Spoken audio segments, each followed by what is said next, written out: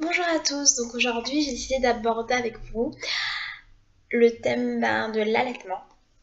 Personnellement, j'ai allaité ma fille pendant 2 ans et j'ai donc décidé de partager mon expérience d'allaitement avec vous. Il y a quelques mois, j'ai justement eu un commentaire sur une de mes vidéos où on me demandait justement comment j'avais sevré ma fille. Et du coup, c'est ce commentaire qui m'a donné, on va dire, l'idée de faire une vidéo sur le sujet. Ça et aussi le fait qu'en ce moment autour de moi, il y a plein de jeunes nouvelles mamans, on va dire, dans mes amis proches et dans mon entourage. Et d'ailleurs, une de mes meilleures amies qui est devenue maman récemment, j'ai beaucoup discuté avec elle sur l'allaitement, on a beaucoup échangé dessus et j'ai essayé de la conseiller du mieux que je pouvais. Et je lui ai beaucoup parlé de moi, mon expérience, de comment j'avais vécu l'allaitement. Du coup, je me suis dit pourquoi pas en faire une vidéo sur l'allaitement. Donc je vais aborder l'allaitement sous, on va dire, 3 angles. Je vais parler des débuts, ensuite du sevrage, et pour finir, je ferai un peu un avantage-inconvénient. C'est parti. Les débuts. Que dire sur les débuts d'allaitement? Si je devais dire un mot pour décrire les débuts de l'allaitement, je dirais atroce. Non, je rigole quand même pas, mais bon, si, en fait. Il faut savoir que comment allaiter au début, ça fait extrêmement mal. Ça fait extrêmement mal, on sait pas comment s'y prendre. Et moi, c'était comme ça, et je crois que pour toutes les femmes qui passent par l'allaitement, les débuts se passent à peu près de la même manière. D'autres avec plus de facilité que certaines, mais en général, les premiers jours ou la première semaine de l'allaitement est assez compliqué parce que, surtout quand on est une nouvelle maman, on va dire, c'est notre premier enfant, on ne sait pas comment s'y prendre et on a mal, extrêmement mal. On peut avoir des crevasses au téton, ça peut être une horreur, mais vraiment totale. Et il y a déjà la douleur, on sait. Et moi, je me rappelle à mes débuts, je savais pas trop comment positionner ma fille. Et c'est quelque chose que j'imaginais pas avant de devenir maman. J'étais loin d'imaginer que l'allaitement pouvait faire aussi mal. Et je me rappelle que ma grande sœur, qui avait eu sa fille 1 an et demi avant que moi j'ai la mienne, j'étais allée la voir à la maternité au début, quand elle a eu son bébé. Et elle faisait des têtes horribles à chaque fois qu'elle mettait sa fille au sein. Et j'étais là dans ma tête, je me disais, mais pourquoi elle fait ça au fait? Ça va, ça doit pas faire si mal que ça. J'ai jamais entendu dire qu'à un moment ça me faisait mal. Mais en fait, si, c'est atroce, ça fait très mal. Et je suis pas douillette ou quoi que ce soit, et toutes les femmes qui sont passées par ça vous le diront, ça fait mal. Mais voilà, c'est supportable parce que voilà, je l'ai supporté et des millions de femmes supportent. Mais c'est au début, les premiers jours, la première semaine, le téton est très sensible, on n'a pas l'habitude, du coup, ça fait très mal. Et moi, je me rappelle, ça a duré peut-être une semaine environ, le temps que vraiment j'arrive à trouver mes marques, savoir prendre ma fille, la positionner correctement, de manière à ce qu'elle me passe moins mal, et le temps aussi que mes tétons se désensibilisent, on va dire, parce qu'après, c'est devenu des chewing-gums, mais plus aucune douleur, si vous voyez ce que je veux dire. Bref, du coup, les débuts, ça peut être délicat. Et chaque femme peut le vivre différemment et avoir plus de difficultés à trouver ses marques. Et certaines, par exemple, ça fait tellement mal que certaines utilisent des fois, et là je ne peux pas mettre en garde, mais ça parlait du risque d'utiliser les protège-tétons. J'ai une amie d'ailleurs, dont je parlais au début de la vidéo, qui a utilisé des protège-tétons pour donner à manger à sa fille. Mais ce dont elle s'est rendue compte et ce dont on a discuté après, c'est que ça demandait plus d'efforts au bébé pour téter. Et du coup, son bébé se fatiguait plus vite, mangeait moins et donc réclamait plus souvent. Donc, et surtout pendant la première semaine où vous n'avez pas encore trouvé de rythme, ça peut être encore plus fatigant parce que là, vous ne trouvez pas votre rythme, là, le bébé non plus. et du coup ça peut être extrêmement épuisant. Mais il ne faut pas désespérer. Si vous passez par ces premiers jours, ces premières semaines et que vous voulez vraiment allaiter votre enfant, ben tenez bon, les débuts ne sont pas faciles. Et ça peut être très différent d'une femme à l'autre. Mais il faut de la patience. Et pour la douleur, ben, essayez au maximum de ne pas utiliser des protège-tétons parce que comme je l'ai expliqué, des fois ben, ça peut aider sans aider parce que ça n'aide pas à désensibiliser vos seins. Et du coup, ben, les crevasses, vous en aurez et encore après avoir enlevé les protège-tétons et ça peut fatiguer votre bébé au niveau de la succion. Et du coup, ça peut être... voilà. Mais tenez bon, supportez la douleur quelques jours, quelques semaines, et puis après, normalement, ce sera que du bonheur. Parce que oui, l'allaitement, ben, c'est ce qu'il y a de mieux pour les bébés, au niveau des défenses immunitaires, des vitamines, de tout ce que... Voilà. C'est ce qu'il y a de mieux, c'est ce qui est recommandé par l'OMS, par les médecins. Voilà, privilégier l'allaitement. Après, ça arrive que certaines femmes n'aient pas de monter le lait ou ne produisent pas suffisamment de lait et qu'elles sont donc obligées de donner des compléments. Mais il ne faut pas se désespérer, il ne faut pas non plus mettre une pression énorme par rapport à l'allaitement. Il faut surtout rester zen et essayer de faire du mieux qu'on peut. Et oui, et concernant les débuts, moi, par exemple, oui, au début, quand on donne le sein, la première fois qu'on donne le sein à son bébé, c'est pas tout de suite du lait qui vient, c'est du colostrum, c'est le liquide premier que l'enfant va prendre, mais c'est un liquide riche en nutriments, vitamines, anticorps et tout. Et ensuite, on a normalement sa montée de lait. Moi, je l'ai eu, je crois, dans la nuit, un jour après, je pense. Un jour après avoir accouché, un jour ou 2 jours, j'ai eu ma montée de lait. Ça a été très rapide. Et du coup, bon, avant, c'était le colostrum, mais c'est vachement bénéfique pour l'enfant aussi. Mais je sais que ça peut changer. Il y a des mères qui n'ont pas leur montée de lait tout de suite. Voilà, ça peut varier d'une femme à l'autre. Moi, je l'ai eu un jour et demi après avoir accouché ma fille. J'avais les seins. On aurait dit que j'avais mis des implants à ma mère. Genre, j'avais une poitrine énorme et ça faisait super mal. C'était dur. Et voilà. Mais je l'ai eu assez rapidement, ma montée de lait. Donc voilà pour les débuts.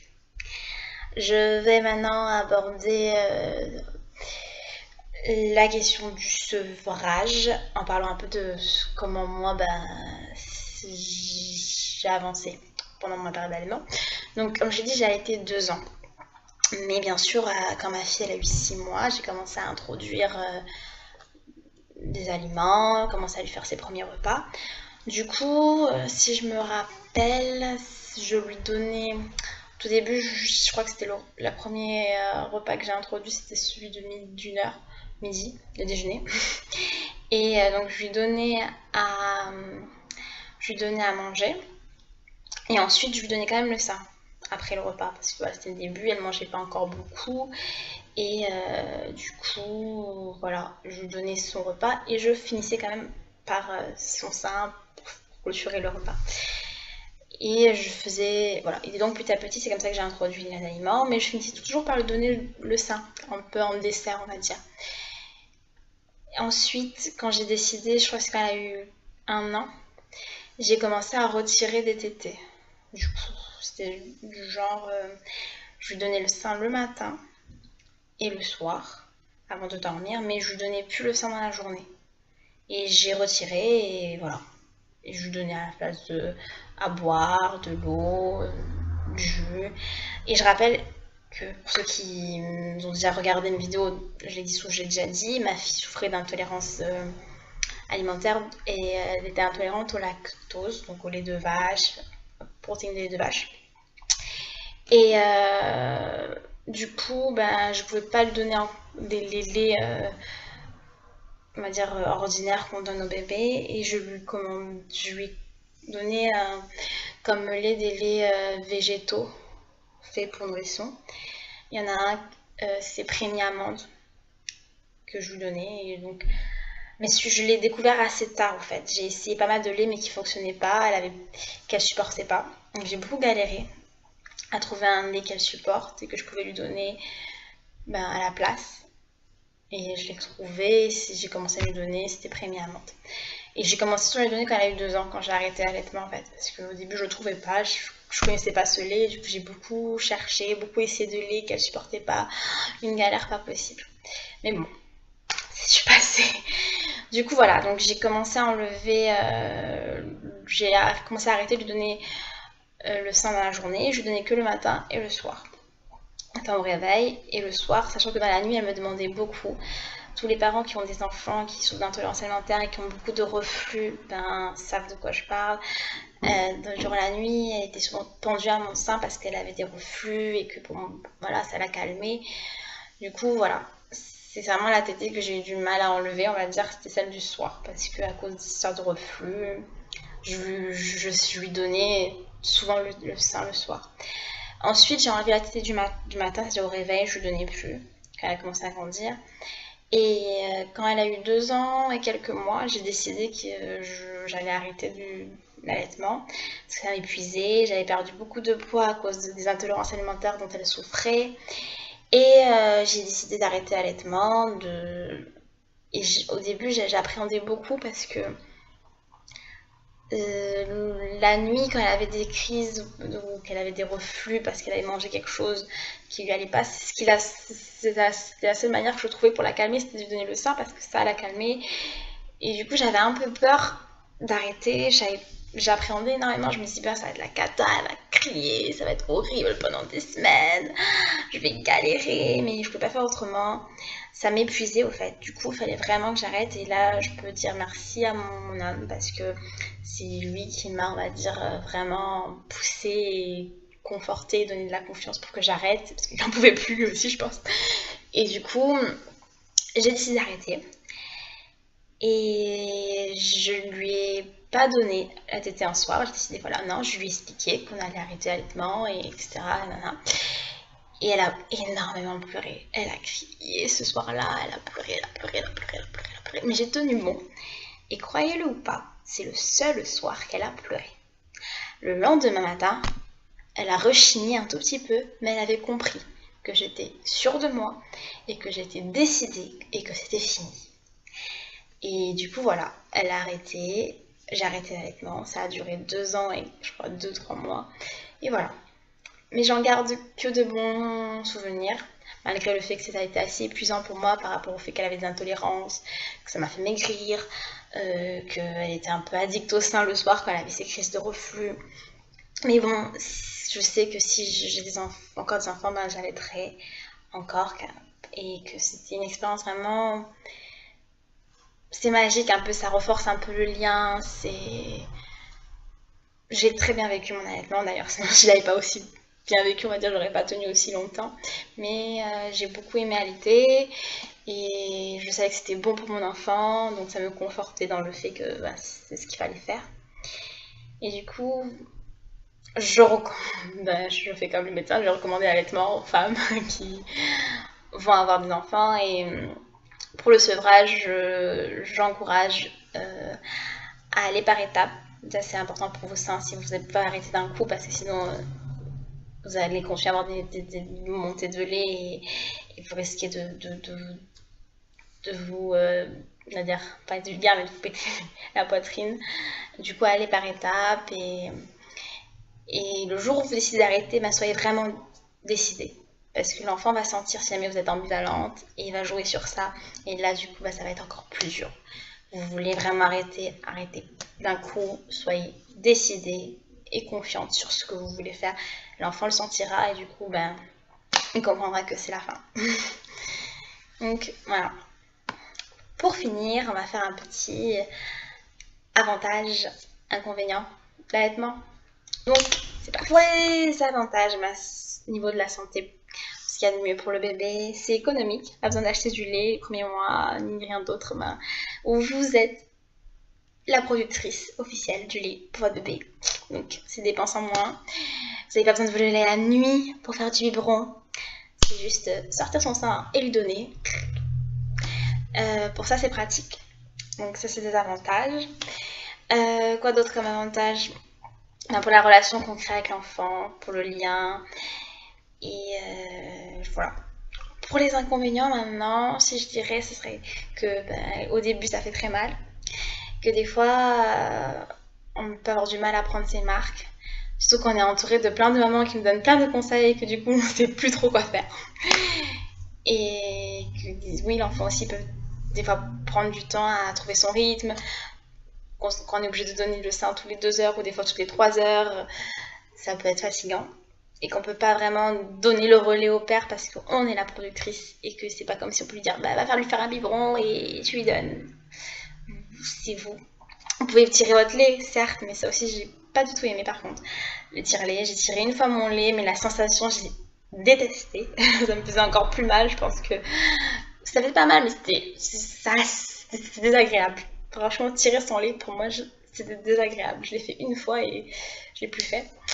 Du coup, voilà, ce serait peut-être les inconvénients et du fait que des fois, l'enfant peut devenir un peu addict au sein et que vous êtes un peu esclave du bébé, vous pouvez l'être, et que le sevrage, moi ça s'est bien passé, mais je sais que pour certaines personnes ça peut être compliqué. Donc ce serait ça les inconvénients. Et sinon, c'est que du plus, plus, plus, plus, plus.